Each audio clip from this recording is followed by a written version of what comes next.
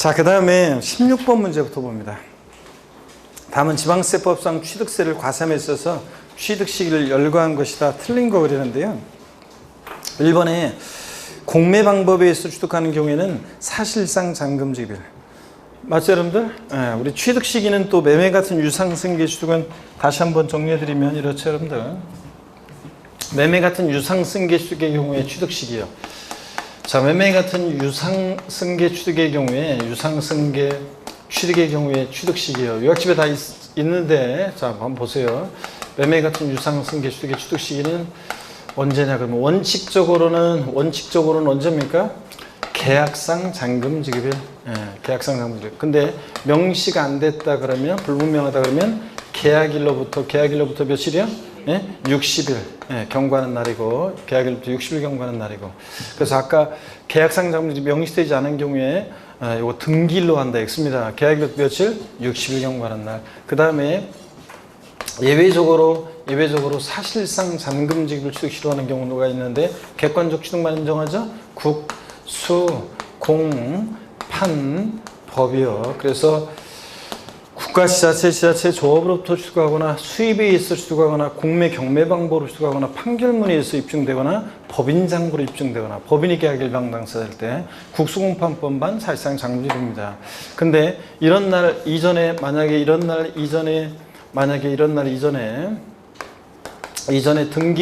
등록을 먼저 했다. 등기 등록을 먼저 했다. 그럼 언제고요? 그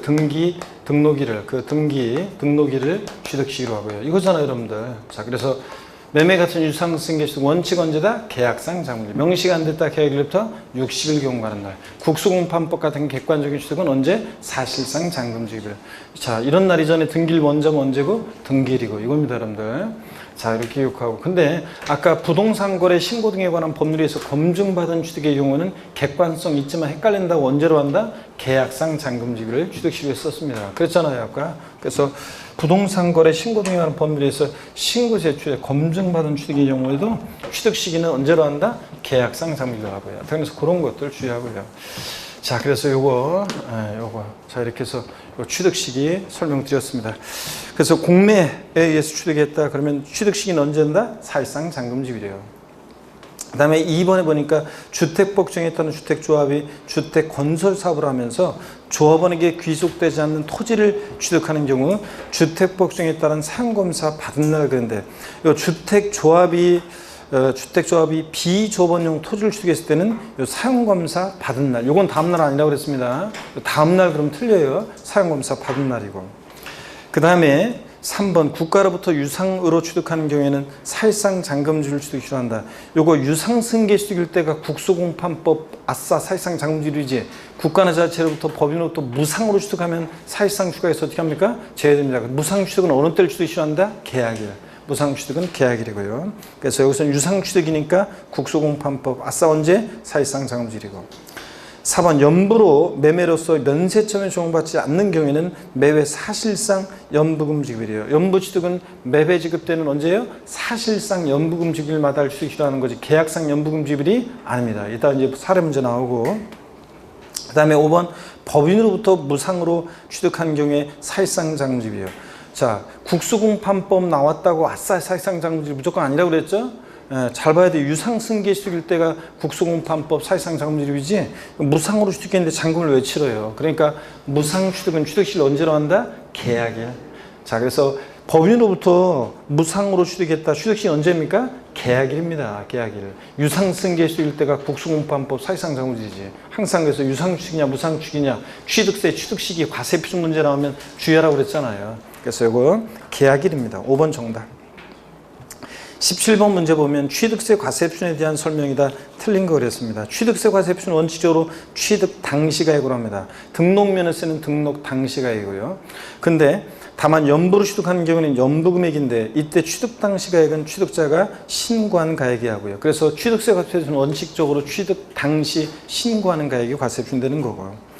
2번 취득 가격은 과세상 물건의 취득 시를 기준으로 그 이전에 당해 물건을 취득하기 위해서 거래 상대방 또는 제3자에게 지급하였거나 지급할 일체의 직접 비용뿐만 아니라 간접 비용도 포함합니다. 3번 부동산 거래 신고 등에 관한 법률에 의해서 신고서 제출하고 동법 중에서 검증받은 취득은 국수공판법 부니까 객관적 취득이자 사실상 취득가액을 과세 표준합니다. 4번 국가로부터 무상 취득한 경우는 사실상 취득가액을 과세 표준하지 아니한다. 그렇죠? 유상승계 취득일 때가 국수공판법부 아싸 사실상 취득가액이지 무상으로 취득하거나 부당행위 계산 부인 규정에 의한 취득은 사실상 취득에서 아까 어떻게 한다고 그랬어요? 제외한다고 그랬습니다. 그래서 맞습니다. 4번 취득으로 하지 아니한다 그랬으니까. 5번 법원에서 작성한 화해 인락 조서는 객관성이 있어요? 없어요? 없죠? 그러다 보니까 취득가액이 입증되는 서류이므로 취득가액이 입증돼야 한대요? 안 됩니다. 그 조서상의 취득가액이 과세표준된다 틀렸습니다. 화해 인락 포기 자백간주한 것은 객관성 없기 때문에 사실상 취득가액에서 제외합니다. 자, 포함시키지 않습니다. 그러니까 이런 경우에는 원칙으로 들어가서 원칙으로 돌아가서 만약에 그 신고하는 가액으로 하고 그 신고가액 시가편에 미달하면 시가편액으로 하고 이렇게 해서 사실상 취득가액이 조수상의 취득가액이 과세된다 틀렸습니다. 객관성이 없다는 거. 판결문에서 화해, 인락, 포기, 자백간주한 경우는 어떻게 한다? 제외합니다, 여러분. 5번 그래서 틀렸습니다. 취득가액이 입증되는 서류가 아닙니다. 18번 보시면 다음은 지방세법상 취득세 과세표준에 대한 설명이다. 틀린 거 그랬습니다. 1번 취득세 과세표준은 취득 당시가액으로 한다. 다만 연부로 취득하는 경우는 연부금액인데 매회 계약상 지급하기로 약정한 금액을 말한다. 아까도 나왔었지만 앞에서 질문 계속 나왔잖아요. 연부 취득은 매회 지급되는 사실상 지급되는 금액입니다. 올해 첫 해 지급하기로 한 연부 금액이 계약서상으로 10억이었는데 실제는 8억 지급되면 얼마? 8억 원. 사실상 지급되는 연부 금액이지 계약상 지급하기로 약정한 금액이 아닙니다. 매회 사실상 지급되는 금액, 매회 사실상 지급되는 금액입니다. 연부 취득은 연부 금액이 과세표준인데 매회 사실상 지급되는 금액, 매회 사실상 지급되는 금액입니다. 계약상 금액이 아닙니다. 1번 정답이고, 자, 2번 취득세 과세표준은 취득자 신고에 의하나 신고 또는 신고의 표시가 없거나 신고가의 시가표준보다 적다. 그럼 뭘 과세표준한다? 시가표준액으로 하고. 3번 부동산 거래 신고 등에 관한 법률 규정에 의해서 신고 제출해서 동법 규정에 따라 검증받은 취득의 경우는 또 나왔네. 이거 뭘 과세표준하고? 그 사실상 취득가액을 과세표준하고요. 객관성 있는 거래죠? 국수공판법 부. 4번 토지 지목을 사실상 변경하는 경우에 그로 인해서 증가한 가액을 과세표준한다. 그렇죠, 여러분? 근데 5번 보니까 위 사의 경우에 판결문이나 법인장부로 지목병이 등비용이 입증될 때는 뭐로 하고? 등비용으로 하고. 아까 사례 문제 나왔었죠? 19번 문제 봅니다. 개인이 취득한 아파트를 다음과 같이, 이거 문제집이 있는 거예요. 다음과 같이 신고한 경우 각각 신고용에 대한 지방세법상 취득세 과세표준은 옳은 거. 자, 거래 내용이 시가가 5억 원이고 시가표준액이 4억이고 신고가액 3억이고 우리 맨날 했습니다. 매일 나눠드리는 매일 문제에서도 테스트 문제에서도 했었고, 신고용 기억번호는 개인간 매매로 취득하여 신고한 경우, 개인간 매매는 뭘 과세표준합니까? 신고가액 시가표준액 미달하면 뭘 과세표준해? 시가표준액으로 합니다. 둘 중 큰 금액으로 합니다. 개인간 거래는. 그래서 4억 원을 과세표준하고.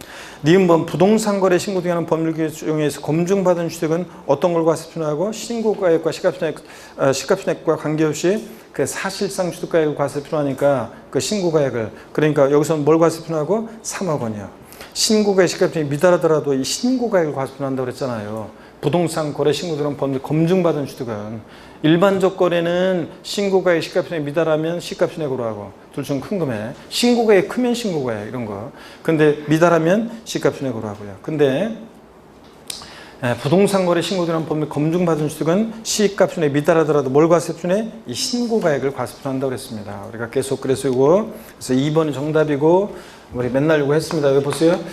신고가액과 시가표준액이 있는데 신고가액과 시가표준액이 있는데 신고가액 1억이고 시가표준액 1억 2천이다. 그랬을 때 일반적 거래의 경우는 신고가액이 만약에 시가표준액이 미달합니다. 일반적 거래는 뭘 과세표준한다고요? 시가표준액으로 합니다. 1억 2천으로. 근데 만약에 신고가액이 1억 2천이고 시가표준액이 1억이다. 그럼 뭘 과세표준하고? 신고가액으로 하고. 둘 중 어떤 거? 큰 금액으로 합니다. 자, 근데 이건 일반적 거래고, 일반적 거래의 경우고, 근데 부동산 거래 신고 등에 관한 법률에 의해서 부동산 거래 신고 등에 관한 법률, 아이고 이런 소리가. 부동산 거래 신고 등에 관한 법률에 의해서 검증받은 취득의 경우에는 신고가액과 시가순액 비교했을 때 신고가액 1억이고 시가순액 1억 2천이고 그랬을 때 어떤 걸 과세표한다고요? 신고가액 시가순액 미달하더라도 항상 이 신고한 가액을 이것을 사실상 취득가격으로 해서 이것을 과세표한다고 그랬습니다. 그렇죠 여러분들? 외기고. 자, 그 다음에 계속 이어서 봅니다. 자, 이어서 보시니까 20번 문제로 갑니다. 20번 문제 보시니까요. 지방세법상 취득세 취득 시기에 관한 설명 이다 틀린 것은 그랬습니다. 1번에 공매 방법에 의한 취득의 경우에 사실상 잔금지기를 취득일로 하되 사실상 잔금지기일 전에 먼저 등기 등록한 경우에는 그 등기 등록일을 취득일로 한다. 그렇잖아요. 취득세 취득 시기요. 국수공판법 자, 객관적 취득, 공매나 경매를 쓰겠다. 그 공매 대금, 경락 대금 치른 날, 그 사실상 잔금지기 취득이 실현한대요. 근데 등기일이 빠르면 이런 날 이전에 등기일이 빠르면 언제라고요? 등기일입니다. 예? 자, 지금까지 얘기한 이런 날 이전에 등기 등록이 빠르면 등기 등록일이고. 자, 그래서 2번 맞습니다. 3번이요. 무상승계 취득의 경우에 취득 후 계약이 해지된 사실이 법령에 정하는 계약 해제 신고서 등으로 입증되는 경우 계약 해제 전에 이미 등기 등록이 된 경우라도 취득한 것으로 보지 아니한다 그랬습니다.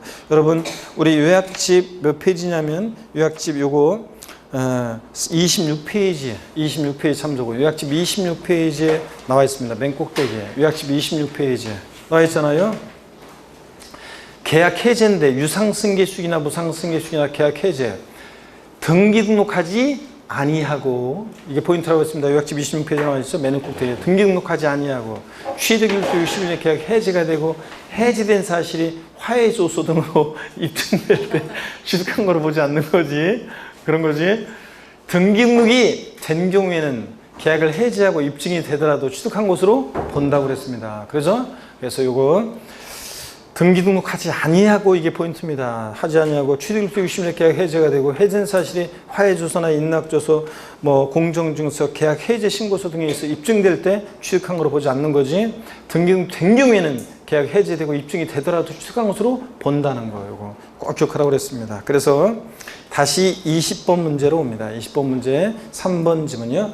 무상승계 취득의 경우 취득 후 계약 해제 사실이 법령이 정하는 계약 해제 신고성으로 입증되는 경우 계약 해제 전에 이미 등기 등록이 된 경우라도 취득한 걸 보지 아니한다. 틀렸습니다. 등기 등록이 된 경우에는 입증이 되고 계약 해제가 있고 입증이 된다 할지라도 해제가 입증이 된다 할지라도 취득한 것으로 봅니다. 등기 등록이 된 경우에는 취득한 것으로 봅니다. 그래서 보지 아니한다는 게 틀렸습니다. 그래서 유상승계 취득, 무상승계 취득, 계약 해제 하여튼 등기 등록하지 아니하고 이게 포인트라는 거 계속 말씀드렸고요. 3번 정답입니다. 4번 또 나왔네요. 토지 지목 변경에 따른 취득은 토지 지목이 사실상 변경된 날과 공부상 변경된 날 중 빠른 날 취득이라고 합니다. 다만 토지 지목 변경 이전에 사용하는 부분이 있으면 그 사실상 사용일을 취득이라고 하고요. 여러분들. 아이고. 자, 수업 시간에 전화 한번 받느라고 유격훈련 했어. 자, 그래서 요거, 하여튼 중빠른 날인데 다만 지목 변경 이전에 사용하는 부분이 있으면 사실상 사용일을 취득일로 본다는 것도 눈에 익혀두시고 단서도요. 5번 봅니다. 도시발법에 따른 도시개발 사업으로 건축한 건축물과 도정법에 따른 정비사업으로 건축한 건축물의 취득 시기는 준공검사 증명서 또는 준공인가증 내준 날과 사실상 상일 중 빠른 날 취득일로 한다. 요거 올해 2019년 5월 달 개정된 내용이죠, 이거? 요거. 그래서 요번에 개정된 내용 요거. 그래서 개발사업이 정부사업으로 건축한 주택의 경우에 취득 시기가 요거 준공검사 증명서 또는 준공인가증 내주는 날과 사실상 상일 중 빠른 날로 이렇게 바뀌었다는 거. 요게 자, 어떤 얘기냐면 이런 거라고 그랬습니다, 여러분. 이게 여태까지는 보세요. 일반적인 건축물 건축의 경우에는 취득 시기가 그래서 요약집 우리가 이거 수정했었잖아요. 요약집 26페이지 5번 건축물 건축의 경우 자, 요거 양가로 1번과 2번에서 요 내용을 좀 수정했었습니다. 우리가 일반적으로 건물 건축했을 때는 어느 때를 취득 시기하느냐? 사용 승인서 내주는 날이잖아요. 근데 사실상 상일이 빠르면 그날이니까 중빠른 날이고요. 허가받은 건축물. 근데 도시개발 사업이나 정부 사업으로 건축한 주택의 경우 취득 시기가 종전까지, 이게 이제 종전까지는 준공이 되고 났는데도, 준공이 됐는데도 개발 사업이나 정부 사업으로 건축한 주택의 경우 취득 시기가 종전까지는 소유권 이전 방식일 때는 소유권 이전 고시일에 소유권 이전 고시일에 다음 날, 자, 소유권 이전 고시일 또는 환지처분 공고일, 자, 공고일 요거 날에 요것에 다음 날을 취득 시기로 했었어요.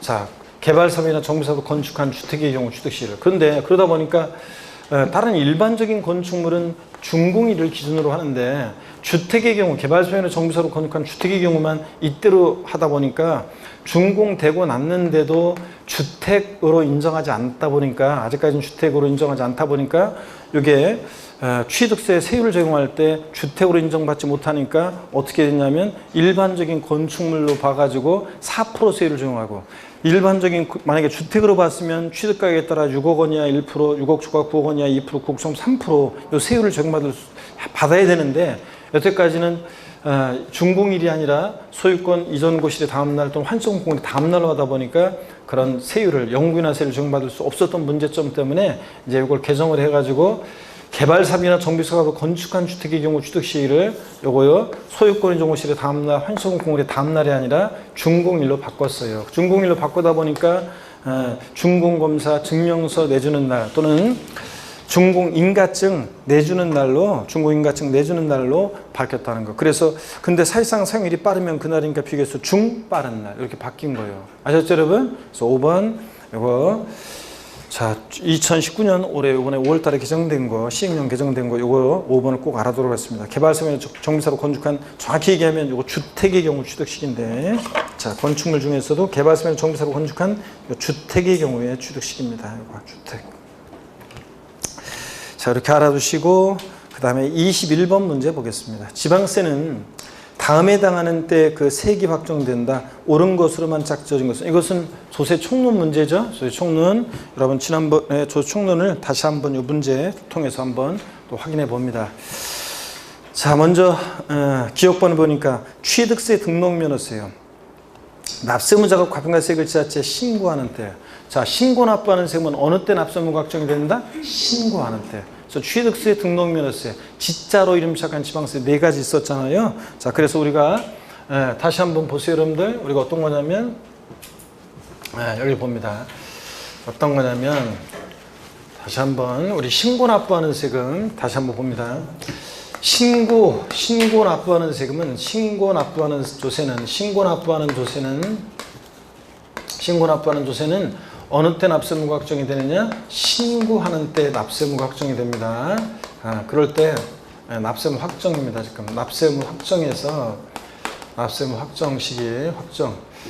신고 납부하는 조세는 신고하는 때 납세무가 확정이 되는데 어떤 게 신고하는 때 납세무가 확정되느냐? 지방세에서는 다시 보세요. 지방세에서는 어떤 게 있어요? 취득세, 등록면허세, 그리고 지자로 이름 시작하는 네 가지.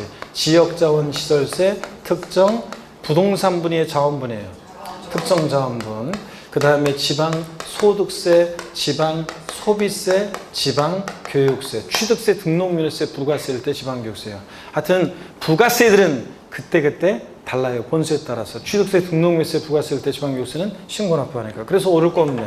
신고하는 때 납세무 확정되는 지방세, 신고 납부하는 애들, 취득세, 등록면허세, 그리고 지자로 이름 시작하는 애들 네 가지, 지자로 이름 시작하는 애들 네 가지가 등등 신고하는 때 확정됩니다.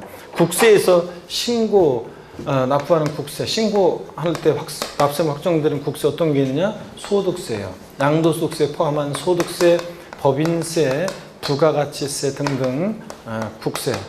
자, 그 다음에 주요 국세들, 그 다음에 종부세. 신고납부 선택하면 종부세, 신고납부 선택하면 어느 때요? 신고하는 때 납세무가 확정될 수도 있고, 여러분들 이런 것들. 자, 그 다음에 다시 한번 또 봅니다. 보통징수나 또는 정부부가 과세하는 국세 보겠습니다. 보통징수나 정부부가 과세하는 국세들은 얘네들은 자, 어느 때 납세무가 확정됩니까? 얘네들은 결정하는 때 이렇게 하니까 또 자, 봅니다. 보통징수나 정부과세는 세금들은 어느 때 확정이 된다? 결정하는 때. 과세권자가 가중과세액을 결정 또는 경정하는 때 납세무 확정되는데, 자, 과세권자가 결정하는 때 납세무가 확정되는 자, 그런 지방세와 국세가 있습니다. 어떤 게 있냐? 지방세에서는 결정하는 때 확정되는 지방세 어떤 게 있어요? 재산세, 층구, 지역자본시설세, 특정 부동산분, 그 다음에 재산세, 부가세로서 지방교육세 등등이 있습니다. 뭐 자동차세라든가 뭐 주민세 일부가 이렇게 또 고지서를 통해 징수되니까, 납세 고지서를 발표해서 징수되니까 보통징수하니까 결정한 때 확정되고, 그래서 얘네들만 딱 알아두면 되고요. 그 다음에 국세에서 결정하는 때 확정되는 국세 어떤 게 있냐? 종부세, 종합부동산세, 원칙적으로 결정하는 때 확정되죠. 고지서를 통해서 징수되니까. 그 다음에 뭐 상속세, 증여세 이런 애들 결정하는 때 확정이 됩니다. 뭐 농어촌 특별세 같은 애들도 종농이 종부세, 부가세일 때는 결정하는 때 확정이 되기도 하고요. 자, 이렇게 센 애들 신고하는 때 납세무 확정되는 수가 어떤 건지, 결정하는 때 납세무 확정되는 수가 어떤 건지를 다시 한번 이렇게 해서 확실하게 외워둡니다, 여러분들. 이 정도는. 그래, 이 정도 딱 외워두면 답 고르는 데 지장이 없고요, 여러분들. 자, 그래서 다시 한번 요거 확정 주의하라고 다시 한번 정리해드렸습니다. 그러면 한번 처음부터 다시 볼게요. 옳은 거 고르는 쫙 져준 건데, 기억번 취득세 등록면에서는 신고나 납부하는 세금이니까 어느 때? 신고하는 때 확정. 맞죠, 여러분들? 재산세, 얘는 보통징수하니까 어느 때요? 결정하는 때 확정. 제가 결정하는 때 확정. 맞고. 디귿번 특정 부동산에 대한 지역자본시설세, 얘 재산세 친구네요? 재산세 친구. 예. 납세무자가 금과세액을 지자체 신고하는 때 확정이에요? 아닙니다. 특정 부동산분 지역자본시설세는 재산세 친구니까 뭐 하는 때요? 결정하는 때 확정됩니다. 틀렸고, 디귿번. 니을번 지방소득세예요. 지방소득세는 여러분요, 소득세 따라가는 거예요. 그래서 그 과세 입신되는 소득에 대하여 소득세나 법인세가 확정되는데, 그러니까 지방소득세는 소득세, 법인세 납세무자가 내는 세금이니까 그냥 소득세 따라서 납세무가 성립하고, 소득세 따라서 법인세 따라서 납세무가 확정됩니다. 그래서 양도소득에 대한 지방소득세 납세무 성립 시기는 언제냐? 과세 기간이 끝나는 때 12월 31일. 성립도 그렇고 확정도 얘네들은 소득세, 법인세 따라갑니다. 확정되는 때. 맞습니다. 지방소득세는 소득세, 법인세 따라간다.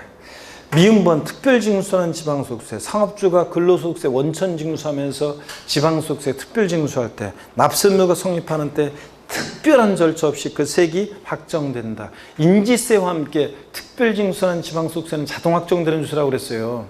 납세무가 성립하면서 그대로 그 세액이 확정. 그래서 종합소득세 100만 원이면 지방소득세 자동 계산이 얼마? 10만 원. 이거. 그래서 사업주가, 여기 보세요. 사업주가 근로소득세를, 사업주가 근소세를 원천징수하면서 특별징수하는 지방소득세도 납세무가 성립하는데, 그럴 때, 자, 근로소득세 납세무 성립하면서, 그러니까 근로소득세 원천징수할 때 지방소득세에 납세무 성립하는데요. 그때 납세무 성립하면서 얘 100만 원이면 이미 얘 10만 원은 이것을 신고하거나 결정함으로써 이게 확정되는 것이 아니라 그냥 자동 확정이에요. 납세무 성립하면서 지방소득세 얼마?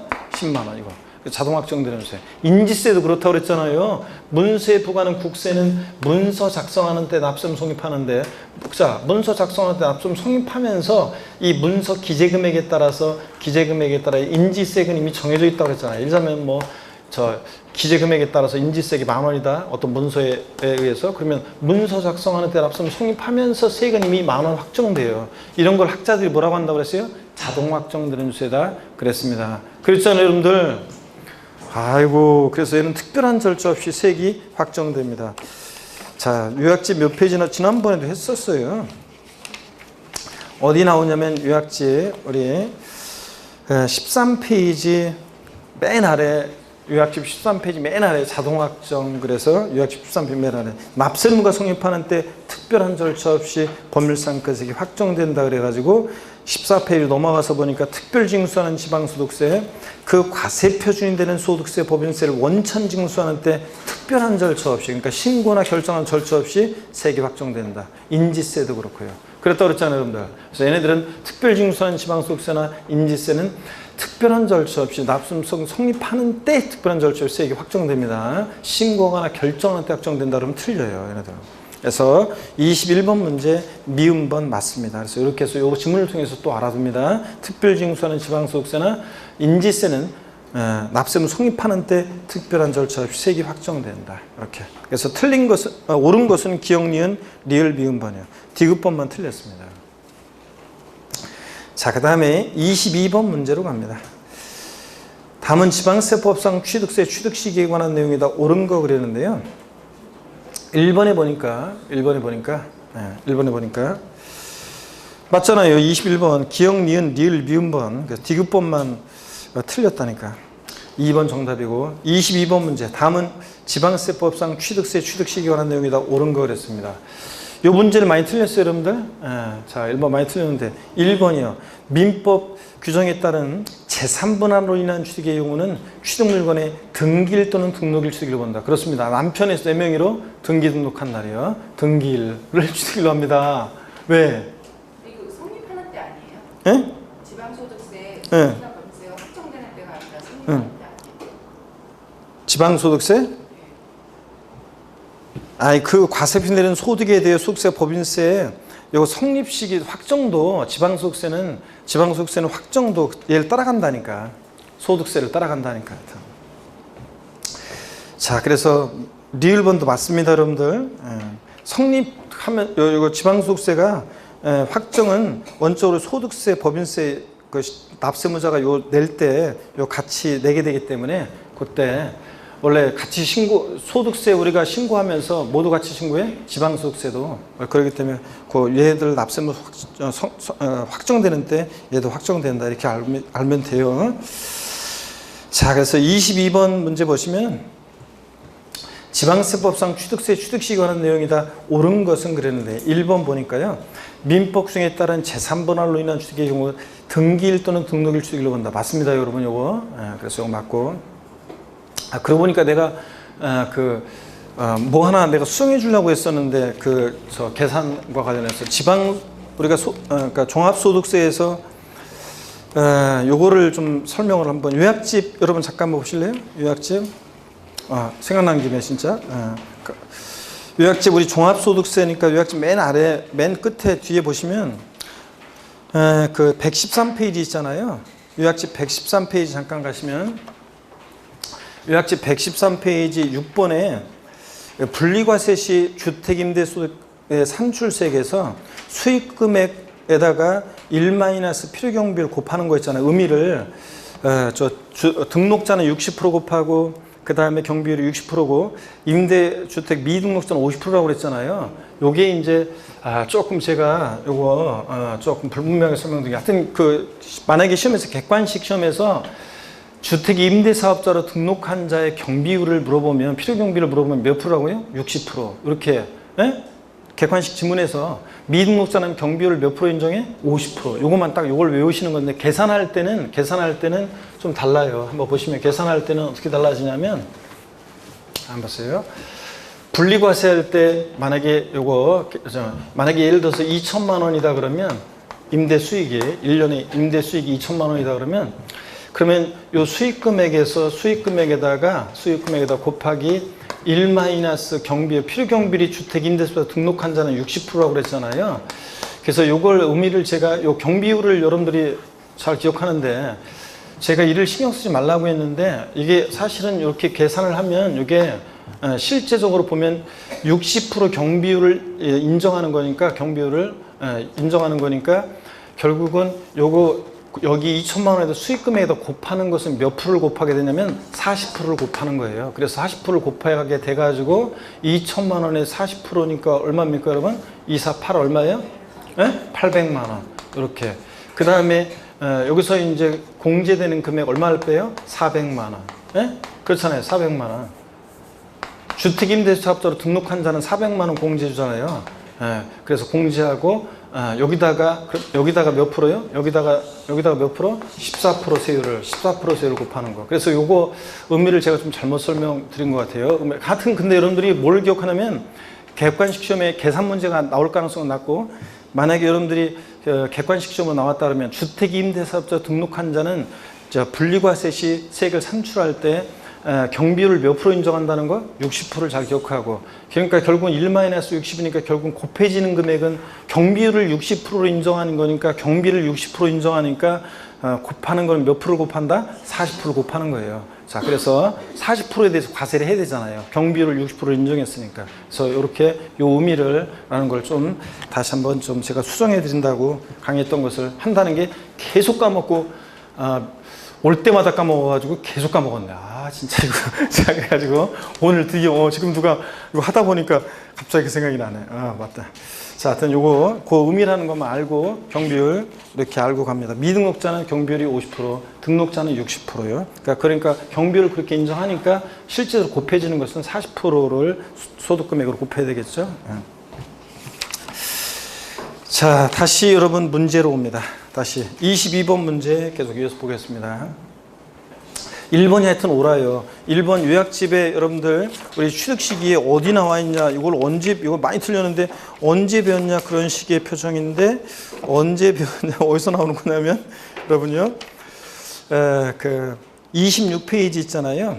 요약집 26페이지 4번에 등기일 또는 등록일. 하여튼 취득 시기, 지금까지 배웠던 취득식 이전에 등기 등록이 빠르면 등기 등록일인데 동그라미 2번에 보니까 요약집 26페이지 4번에서 등기일 또는 등록일에서 동그라미 2번 보니까 민법 839조의 2 및 843조에 따른 제3분할로 인한 취득의 경우에 취득물건에 언제요? 등기일 또는 등록일.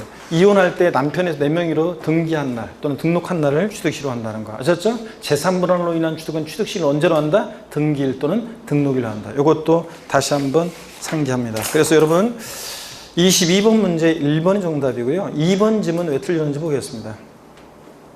허가받은 건축물을 건축하는 경우에는 사용검사 필증 교부일로 하다 그랬는데 아닙니다. 사용승인서 내주는 날. 허가받은 건축물, 무허가 건축물은 사실상 사용일이고 지가 건물 정보 사실상 사용한 날이고, 허가받은 건축물은 언제다? 사용승인서 내주는 날. 요약집 26페이지 나와 있고요. 참조고.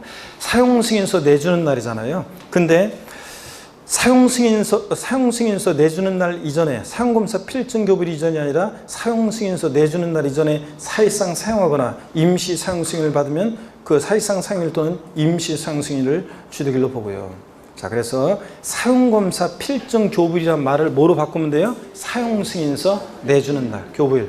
양도국세에서도 허가받은 건축물의 원칙 언제예요? 사용승인서 교부일이었잖아요. 취득세는 사용승인서 내주는 날. 내주는 날이나 교부일이나 같은 말이라고 그랬죠? 사용승인서 내주는 날. 이렇게 바꾸고요. 그래서 2번 틀렸고, 사용검사 필증 교부일이 아니고. 3번.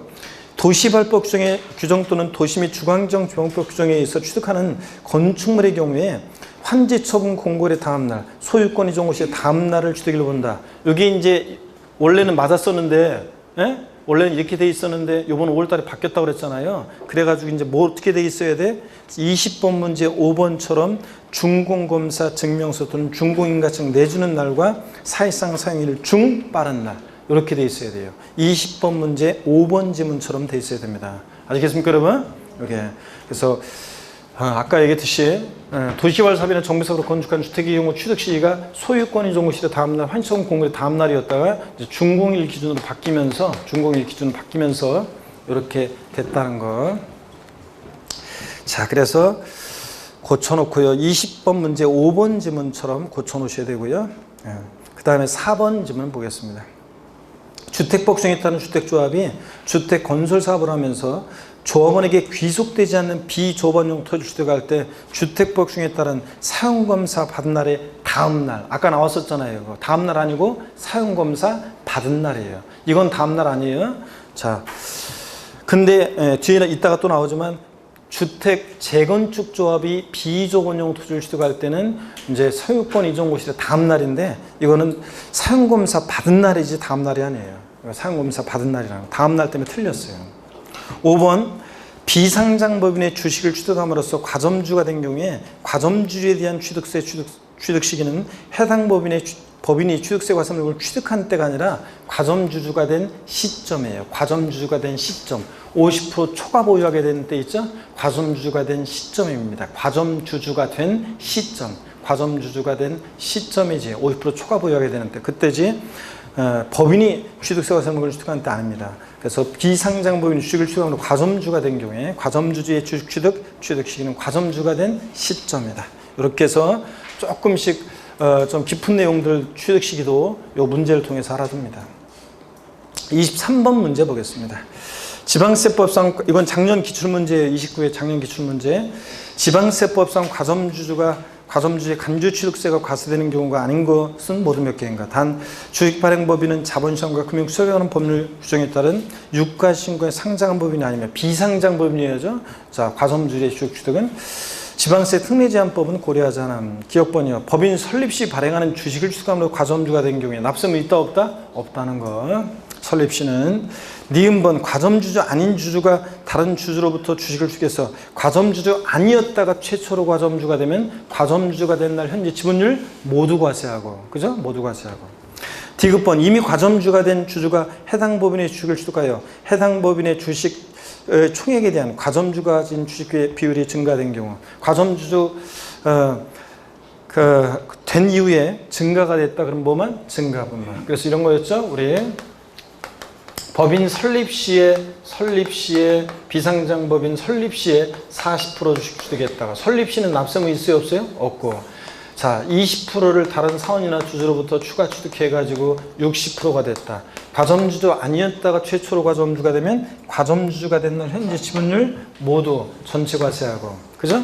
그 다음에 과점주가 된 이후에 10% 추가 취득해서 70%가 됐다. 그러면 과점주가 된 이후에는 뭐만 과세하고? 증가분만 과세하고, 증가분만. 된 이후에는 증가분만. 이거잖아요, 여러분들.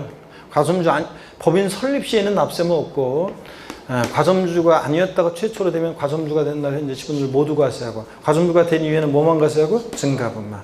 10%만. 자, 그래서 디귿번도 과세가 됩니다. 근데 보세요. 리을번이요. 과점주주 집단 내부에서 주식이 이전됐으나 과점주주 집단이 소유한 총 주식의 비율이 변동이 없는 경우에는 납세무가 있다 없다? 없습니다. 이거. 자, 또 이런 거라고 그랬습니다, 여러분들. 이건 어떤 거냐면 여기 봅니다. 갑주주, 비상장법인의 갑주주, 을주주, 병주주가 있습니다. 얘가 30%고 얘가 40%고 그 다음에 얘가 30%고. 근데 과점주가 현재 없죠? 근데 만약에 얘네들이 갑과 을이 친족관계 등 특수관계가 있는 자다. 친족관계 등 특수관계가 있는 자면 주주의 인구와 그와 친족관계 특수관계자 주식은 전부 다 합쳐서 판단하죠? 몇 프로 그래서? 70%. 그러니까 갑과 을은 과점주주의 아니에요? 과점주주입니다. 이때 갑과 을은 취득세 납부에 대해서 연대 납세무가 있다 없다? 있다고 그랬습니다. 과점주주는. 그럴 때 보세요. 얘네들 전체 70%에는 변동이 없으면서 갑과 을 사이에 얘가 을이 얘한테 5% 더 주고 이런 거는 이렇게 전체 7% 변동이 없는데 을이 갑한테 5%를 더 이전했어요. 그래서 갑이 5%를 더 취득해요. 을로부터. 이럴 때는 납세무가 있다 없다? 없다고 그랬습니다. 이런 거는. 그래서 리을번은 과세지 않습니다. 기억과 리을번은. 그래서 과세가 되는 경우가 아닌 거 기억하고 리을번. 두 개입니다. 3번이 정답이고. 넘어갑니다. 24번 문제 보시면요. 24번 문제 보겠습니다. 고개 한번 드시고 여러분들 또 목 운동 한번 하시고.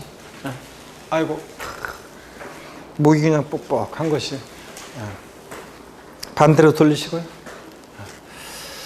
허리도 좌로로 돌립니다. 기지개도 좀 화끈하게 제끼시고. 아이고 어깨도 돌리시고요. 여러분들. 자, 보시면 24번 문제예요. 다음은 연부취득에 대한 취득세 내용이다. 취득 시기와 과세 순액으로 옳은 것은 그랬습니다. 계약일은 2019년 4월 20일이고 연부금액이 1,200만 원이고 매년 200만 원씩 지급하기로 약정했고, 그 다음에 계약서상 연부금 지급일은 매년 6월 1일이고 연부기간은 5년이고요. 자금 사정으로 2019년 6월 20일에 1회분 연부금액 100만 원을 현금으로 지급했습니다. 시가순액은 1000만 원이고요. 그러면 취득 시기는 연부 취득의 경우니까 취득 시기는 언제로 한다? 계약서상으로 연부금 지급하기로 하는 날은 6월 1일이지만 실제로 지급된 것은 언제예요? 6월 20일. 그럼 연부 취득은 매매 사실상 연부금 지급일 마다를 취득시로 하죠? 사실상 연부금 지급. 그러니까 언제예요? 6월 20일.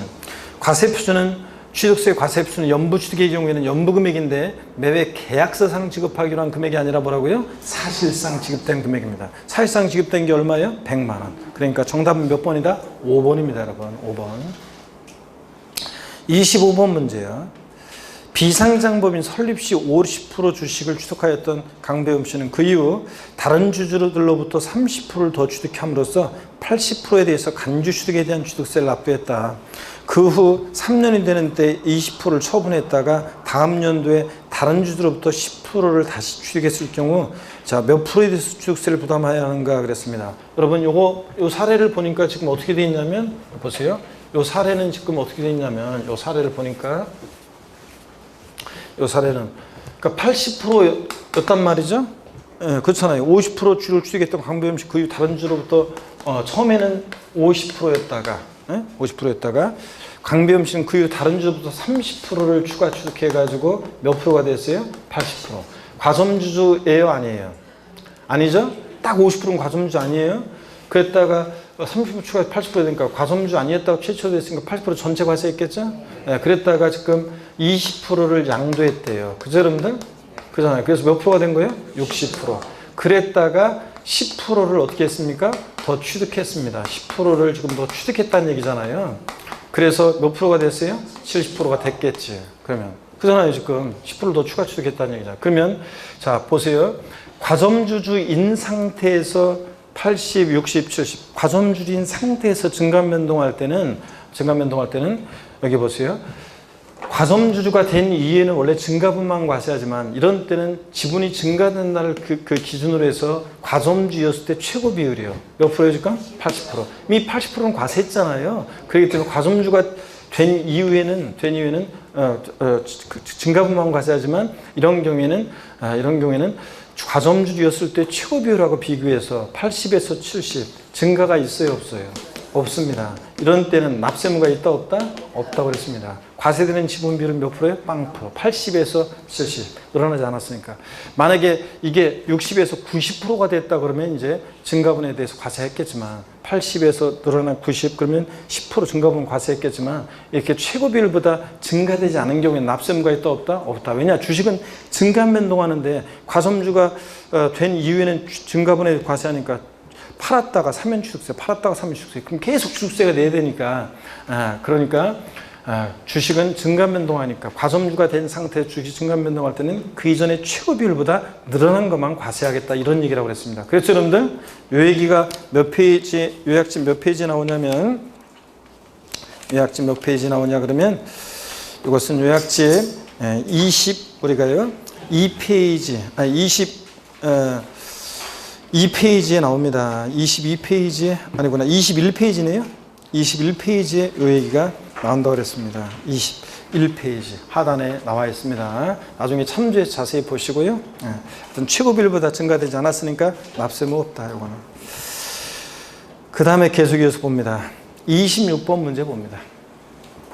배우자 또는 직계존비속이 해당 부동산 등의 취득을 위해서 그 대가를 지급한 사실이 다음의 하나에 의해서 입증되는 경우에는 유상 취득한 것으로 본다. 그죠, 여러분들? 배우자 직계존비속 간의 부동산 취득은 원칙 대가관계 인정할 수 없으니까 증여로 취득한 것으로 보는데 다만 대가관계 있다는 것이 입증이 되면 뭐로요? 유상 취득한 것으로 봅니다. 자, 그럴 때 유상 취득으로 본다. 이에 해당하지 않는 거. 1번 그 대가를 지급하기 위해서 취득자 소득이 입증되니까 아들이 아버지 부동산을 취득했는데 아들이 그것을 취득할 만큼의 소득이 입증되면 유상취득으로 본다고 그랬죠? 3번 지문 보세요. 소유재산을 처분 또는 담보한 금액으로 해당 부동산을 취득한 경우, 아들이 아버지 부동산을 취득했는데 자기 부동산을 처분한 금액으로 또는 자기 재산에 대해서 대출받아서 샀다는 것이 입증되거나, 이런 경우는 대가관계 입증이 되죠? 유상시효로 봅니다. 배우자 직임속간에도. 4번 이미 상속세 또는 증여세를 과세, 비과세 감면받은 경우 포함해서 받았거나 신고한 소득금액 또는 상속 및 수중재산의 가액으로 대가를 지급하는 경우, 아들이 아버지 부동산을 취득했는데 장인어른으로부터 상속받은 재산으로 샀다는 게 입증되거나 장모님으로부터 증여받은 재산으로 샀다는 게 입증되거나, 이럴 땐 대가관계 입증이 되죠? 유상시효로 보고.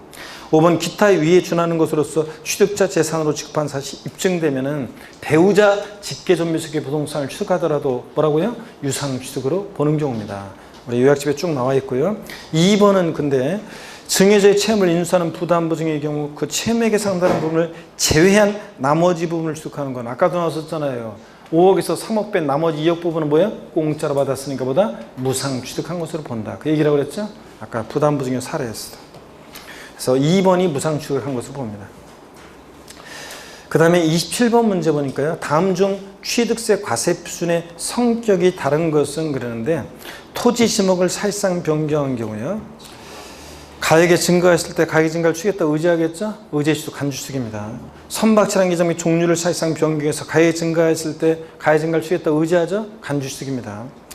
3번 건축물의 부수에는 시설물 일종 이상을 설치하는 경우, 건축물 개수 등의 경우죠?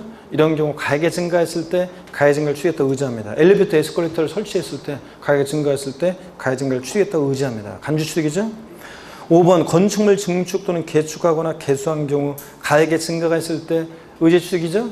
자, 그래서 이런 경우는 1, 2, 3, 5번은 간주취득, 의제취득의 경우입니다. 근데 5번은 건축물 신축 또는 재축은 뭐예요? 원시취득입니다. 원시취득. 그래서 원시취득의 경우와 경우에는 취득세 과세 표준이 달라져요. 그래서 요약집 여러분 몇 페이지에 여기 나와 있냐면 28페이지에 여기에 특수한 경우 나와 있어요. 여러분 여기 잠깐 보실래요? 28페이지, 요약집 28페이지 참조해서 보시면 되고, 제가 다시 한번 정리해 드릴게요. 요약집에 나와 있는 것도 조금 더 표현을 좀 바꿔서요. 우리가 건축의 경우에 한번 볼게요. 건축의 경우에 과세 표준을 보면, 취득세 과세 표준을 비교해 보면, 여기 보세요. 비교해 보면 우리가 건축물을 신축하거나 재축해요. 그러면 신축하거나 재축을 하면 얘는 뭐라고요? 이건 뭐예요? 원시취득입니다. 원시취득이에요. 원시취득이고. 근데 건축물 증축하거나 개수등을 합니다. 개수등의 경우에는, 증축하거나 개수등의 경우는 이건 뭐고요? 간주취득, 의제취득의 경우고, 의제취득이고. 자, 이런 경우에 원시취득의 경우에는 과세 표준을 뭘로 합니까? 건축에 소요된 비용, 건축에 소요된 비용을 말합니다. 건축에 소요된 비용, 건축비. 근데 간주취득, 의제취득의 경우는 뭘 과세 표준한다고요? 증가한 가액.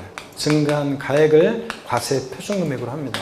차이점이에요. 그래서 건축물 건축했을 때 취득세 과세 표준이 신축이나 재축은 원시취득이니까, 원시취득은 뭘 과세 표준하냐? 건축에 소요된 비용이요. 자, 건축비. 근데 증축이나 개소로 인한 경우에는 간주취득이고 가액이 증가했을 때 그 간주취득은 뭘 과세 표준하고? 증가한 가액을 과세 표준합니다. 이렇게 해서 차이점 비교해 둡니다, 여러분들. 이렇게 차이점을. 그래서 요 문제에서 27번은 4번이 정답입니다. 얘는 원시취득이기 때문에 과세 표준이 건축에 소요된 비용입니다. 건축비고. 나머지는 간주취득이기 때문에 과세 표준이 뭐가 되고? 증가한 가액이 되고요. 아시겠습니까, 여러분? 요거 차이점. 28번 문제를 많이 틀렸는데 작년 기출문제를 넣을까? 사실상 취득가액 범위에 관해서 작년 기출문제를 넣을까? 아니면 작년에도 요거 있었던 문제인데 기존에 있었던 문제를 할까? 아니면 기존에 있었던 요 문제를 바꾸고 작년 기출문제를 넣을까? 그러다가 작년 기출문제가 또 나오겠습니까? 그래서 그냥 요거로 그냥 살짝 이렇게 했습니다. 기출문제를 안 넣고 한번 보겠습니다, 여러분. 28번 문제. 개인이 주택 건설법인으로부터 아파트를 분양받았는데 이 경우 취득세 과세 표준이 옳은 거 그랬습니다. 계약 내용을 보니까 분양 가격이 5억 2천만 원이고 건물분 부가가치세 2천만 원이라고 그랬어요. 그러면 자, 요 건물 분양가액 5억 2천만 원에서 부가가치세는 취득가격에 포함해야 안 해요?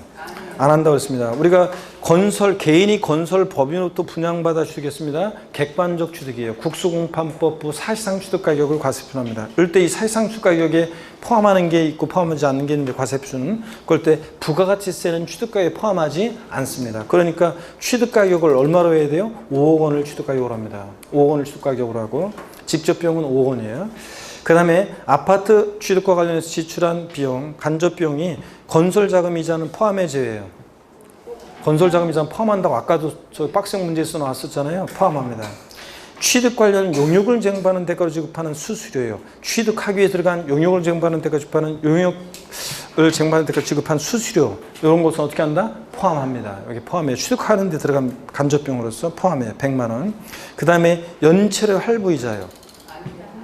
아까 공인중개사에게 지급하는 중개보수, 그 다음에 연불계약에 따른 연부이자, 할부이자, 연체료 이런 것들은 누가 취득하느냐에 따라 달라진다고 그랬죠?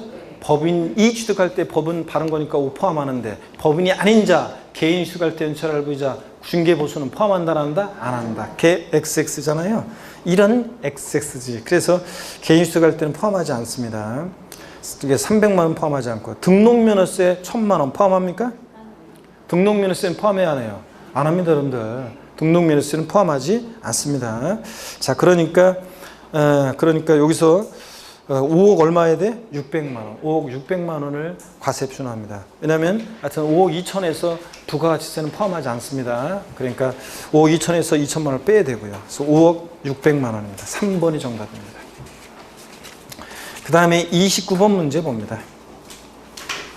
29번 문제, 지방세법상 취득세 납세무에 관한 설명으로 틀린 것은 그랬습니다.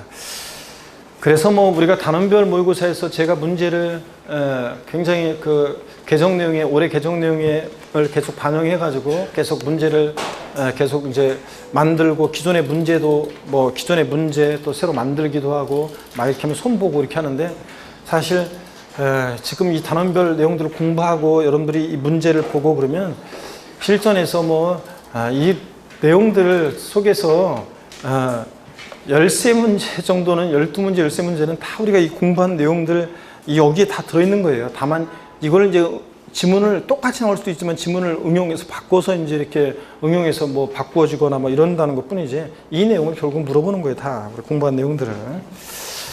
자, 그 다음에 한번 봅니다. 29번 문제 납세무에 관한 거 틀린 거. 올해 납세무자 하여튼 중요했고요. 중요하다고 그랬고 나온다고 그랬고 1번 부동산 취득에 있어서 관계법령에 의한 등기를 이행하지 않는 경우라도 사실상 취득한 때는 취득한 것으로 보고 2번 상속 개시 후 상속받은 부동산에 대해서 각 상속인의 상속분이 확정돼서 등기가 된 후 그 상속재산에 대해서 공동상속인이 협의해서 재분하는 결과 특정 상속인이 당초 상속분을 초과하여 취득하게 되는 재산가액은 상속에 따른 취득세 신고기한 내 재분할에 의한 취득과 올해 좀 개정이 됐죠? 등기 등을 모두 마친 경우에 증여받아 취득한 것으로 본다. X라고 그랬습니다. 요거 증여받아 취득한 거 보지 않습니다. 여러분 절 보세요. 그래서 요거 우리 마음 착한 삼형제 스토리 생각나세요, 여러분들? 마음 착한 삼형제 스토리. 부모님이 돌아가시고 나서 부모님 돌아가시고 나서 부모님 돌아가시고 나서 상속재산 이렇게 남겨놓고 돌아가셨는데 상속재산 이렇게 남겨놓고 돌아가셨고 3명의 상속인들이 있었죠. 가불병 3명의 상속인들이 상속을 협의해서 분할로 취득을 합니다. 분할로 취득을 한다. 자, 그랬을 때 상속이한 분할로 취득은 상속으로 취득한 거고요. 상속으로 상속인 각자가 상속 취득한 물건에 대해서 각자가 납세무자가 됩니다. 자, 그런데 부모님 돌아가시고 나서 일주기가 다가오는 어느 날 마음 착한 큰형님이 돌아가신 부모님 생각이 간절하게 나고, 그죠? 그래서 평상시에 살아계실 때 좀 더 잘해드릴 걸, 좀 더 맛있는 것도 좀 사드리고 그럴 걸 하면서 막 자책이 됩니다. 그래서 우울해서 소주 한 잔 마시다가 동생들 생각이 났죠? 야, 우리가 막내하고 똑같이 3명이 나누는데 똑같이 나누는 게 오히려 불공평하다. 막내한테 조금씩 더 주자 그래가지고 자, 상속재산이 분할이 됐다가 협의해서 재분할이 됩니다. 그래서 여러분들 재분할에 의한 경우에 재분할로 취득하는 경우에 종전지분보다 자, 줄어든 사람으로부터 늘어난 사람은 요거 뭐라고요? 요거 증여받아 취득한 것으로 본다고 그랬습니다. 그쵸, 여러분들? 증여로 취득한 것으로 봅니다. 이건 상속 취득한 게 아니라 재분할로 초과 취득하는 부분은 증여로 취득한 겁니다. 근데 단 상속에 따른 세 가지가 요약집에 보면 나오는데 한 가지만 여기 나온 거죠. 상속에 따른 취득세 신고 납부 기간. 네. 상속에 따른 취득세 신고 납부 기간은 상속 개시일이 속하는데 말도 몇 개월? 6개월 내. 이 상속에 따른 취득세 신고 납부 기간 내 재분할에 의한 취득과 올해 추가된 게 등기 등을 모두 마친 경우에는 그러하지 아니하다. 그러니까 증여받아 취득한 걸로 보지 않는다. 그러니까 뭐예요? 증여받아 취득한 것을 보지 않으니까 뭐로? 상속 취득한 것으로 봅니다. 그래서 증여받아 취득한 걸 보지 않습니다. 본다고 그랬으니까 틀렸죠, 여러분들? 증여받아 취득한 것으로 본다 틀렸습니다. 증여받아 취득한 걸 보지 않습니다. 상속에 따른 취득세 신고 납부 기간 내 취득과 등기 등을 모두 마친 경우에는. 그래서 2번 요거 틀렸습니다. 문제 나오면 아직 이거는 이 동네에서 이 동네에서 요약집 아까 우리 납세무자 24페이지에서 얘만 아직 안 나왔는데 이거 시험에 나오면 이런 식으로 2번 지문처럼 물어볼 가능성이 높단 말이에요, 여러분들. 아직 안 나왔지만 자, 이 동네에서 다른 애들은 다 나왔는데 얘만 안 나왔잖아요. 나온다 그러면 이런 식으로 나올 가능성이 높다 그런 얘기예요. 자, 꼭 알아두시고 2번 정답이고요. 4번 차량 개장비 항공기 주문하도 원전은 선박. 차 따라 나와야지. 차, 기, 항, 선의 경우는 원시 취득 과세한다 안 한다? 안 하고 승계 취득에 한해서 납세를 진다. 그렇죠, 여러분들? 차기항소는 승계 취득만 납세입니다. 4번 토지 지목을 사실상 변경함으로써 그 가액이 증가한 경우에 이를 취득한 것으로 본다. 그렇죠? 간주 취득. 5번 주택법에 의한 주택조합이 조합원용으로 취득하는 조합주택용 부동산은 누가 납세무자? 조합원. 비조합원용 부동산은 누구? 조합. 조합원용 부동산은 조합원. 30번 라스트입니다. 지방세법상 취득 시기에 관한 설명을 틀린 것. 이게 기출지문입니다. 이건 기출지문이고 한번 봅니다. 지문이 길었지만 제 음성 들리신 수험생들 얘기해 드렸고요. 1번 연보로 취득하는 것. 취득가액 총액이 50만 원 이하인 경우 제외하고 면세점 적용될 때 제외하고 그 사실상 연부금지급일을 취득을 본다. 연부 취득은 어느 때라고요? 매매 지급 때는 사실상 연부금지급일을 취득 싫어한다. 단 취득일 전에 등기 등록을 한 경우에는 언제고? 등기 등록일이고 등기일이 빠르면 항상 등기일이고 2번 관계법령에 따라 매립간 초고 토지를 원시 취득하는 경우는 공사준공 인가일입니다. 근데 그 공사준공 인가일 전에 사실상 사용을 하면 언제고? 그날이고 사실상 사용일이고 3번 주택법에 따른 주택조합이 주택 건설 사업을 하면서 조합원으로부터 취득하는 토지 중에서 조합원에게 귀속되지 않는 토지를 취득하는 경우 주택조합이 비조합원용 토지 취득할 때 아까 나왔었어요. 사용검사 받은 날. 이건 다음 날 아니라고 그랬죠? 사용검사 받은 날이고 주택조합이 비조합원용 토지 취득할 때는 사용검사 받은 날. 이건 다음 날 아니고 다음 날 슬쩍 집어넣을 수 있어요. 아까처럼. 4번이요. 도정법의 규정에 따른 주택 재건축조합이 주택 재건축 사업을 하면서 조합원부터 취득하는 토지 중에서 조합원에게 귀속되지 않는 토지를 취득할 때 도정법 규정에 따른 소유권 이전 고시일에 그 토지를 취득한 것으로 본다. 양도소득세에서나 취득세에서나 소유권 이전 고시일 환처분 공고를 하면 항상 뭐? 다음 날. 이거 있는지 꼭 확인하라고 했잖아요. 저 다음 날 빠져서 틀렸습니다. 비조합원용 토지, 주택 재건축 조합이 취득할 때는 소유권 이전 고시일의 다음 날. 근데 3번 주택 조합이 비조합원용 토지 취득할 때는 사용검사 받은 날. 이건 다음 날 아니고. 그래서 3번과 4번을 비교합니다. 여러분 아셨죠? 똑같이 비조합원용 토지를 취득하는데도 주택 조합이 취득하는지 주택 재건축 조합이 취득하는지에 따라. 그래서 4번 정답이고 5번 이거는 똑같이 아까 나온 거예요. 토지 지목 변경에 따른 취득은 토지 지목이 사실상 변경된 날과 공부상 변경일 비교해서 빠른 날. 다만 토지 지목 변경 이전에 사용하는 부분이 있으면 사실상 사용일이고. 자, 그럼 없이 당연히. 자, 이렇게 해서 여러분 오늘 여기까지 봤습니다. 다음 주에도 여러분들 또 세율에 관한 거 이런 것들 암기가 됐는지 또 집중적으로 또 물어보는 또 문제들 또 계속 또 나올 거고 그래서 다음 주에 내용이 또 좀 어렵습니다. 그래서 잘 보시고 예. 계속 여러분들 하여튼 틀리면 자만하지도 말고 하여튼 실망하지도 말고 계속 틀린 것들 보완하면서 공부하시면 되겠습니다. 여러분 오늘 고생 많으셨고 다음 주에 씩씩한 모습으로 다시 뵙겠습니다. 고맙습니다. 네, 수고하셨습니다.